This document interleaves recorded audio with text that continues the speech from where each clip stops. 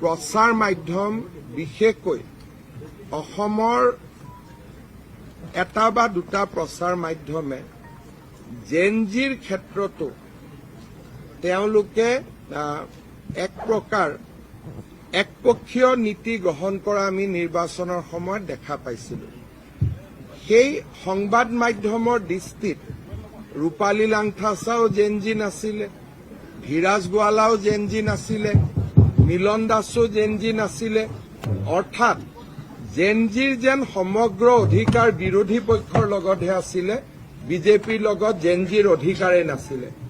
মই আপোনালোকক জনাবলৈ পাই ভাল পাইছো যে ভাৰতীয় জনতা পাৰ্টীয়ে আগবঢ়োৱা সকলোবোৰ যুৱ প্ৰাৰ্থী এই নিৰ্বাচনত বিজয়ী হৈছে আৰু ক'ব গ'লে আমি আমাৰ দলে যিসকল জেনজিক প্ৰাৰ্থিত্ব আগবঢ়াইছিল প্ৰতিগৰাকী প্ৰাৰ্থী এই নিৰ্বাচনত বিজয়ী হ'বলৈ সক্ষম হৈছে।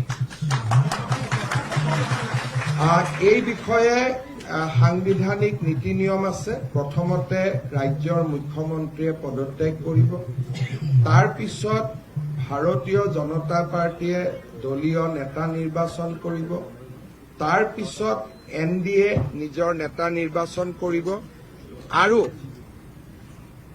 ৰাজ্যপাল মহোদয়ে চৰকাৰ গঠন কৰিবলৈ আহ্বান জনাব। তাৰ পৰৱৰ্তী সময়ত শপত গ্ৰহণ অনুষ্ঠান সম্পন্ন হয়। এই ক্ষেত্ৰত আমাৰ ৰাজ্যিক সভাপতিয়ে ৰাষ্ট্ৰীয় নেতৃত্বৰ সৈতে যোগাযোগ কৰি পৰৱৰ্তী সময় আপোনালোকক অৱগত কৰিব। আজিৰ দিনটোতে সেই ধৰণৰ শপত গ্ৰহণৰ দিন বা তাৰিখ আমি আলোচনা কৰা নাই। ইয়াৰ পৰৱৰ্তী সময়ত এই বিষয়ে নিশ্চিতভাৱে চৰ্চা হ'ব।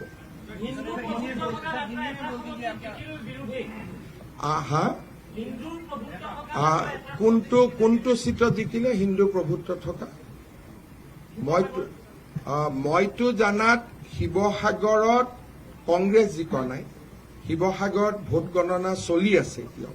সেইকাৰণে মই ভাবো যে এইবাৰ বিৰোধী পক্ষত হিন্দু বিধায়ক নাথাকিবই। হয়তো জয়প্ৰকাশ দাস আৰু যদি অখিল গগৈ যদি জিকে বাদ দিওঁ, তেতিয়াহ'লে বিৰোধীত হিন্দু বিধায়ক নাথাকিব। মই বহুদিন আগতে কৈছিলো যে কংগ্ৰেছত হিন্দু সমাজ থকাৰ পৰিৱেশ নাই আৰু সেইকাৰণে ভূপেন বৰা, প্ৰদ্যুৎ বৰদলৈক আমি মাতি আনিছিলো।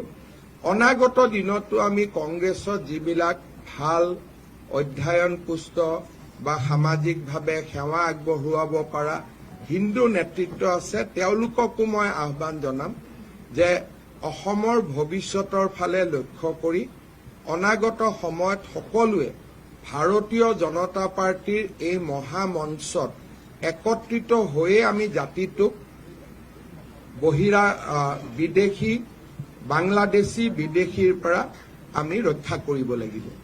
আৰু সেইকাৰণে আজিৰ দিনটোতো মই সকলোকে আহ্বান জনাম যে আপোনালোকে ভাৰতীয় জনতা পাৰ্টীৰ এই মহামঞ্চত মিলিত হওক, যাতে বাংলাদেশী মিয়াৰ আগ্ৰাসনৰ পৰা আমি জাতিটোক ভাৰতীয় জনতা পাৰ্টীৰ এই মহামঞ্চত তলত ঐক্যবদ্ধ হৈ আমি বচাব পাৰোঁ।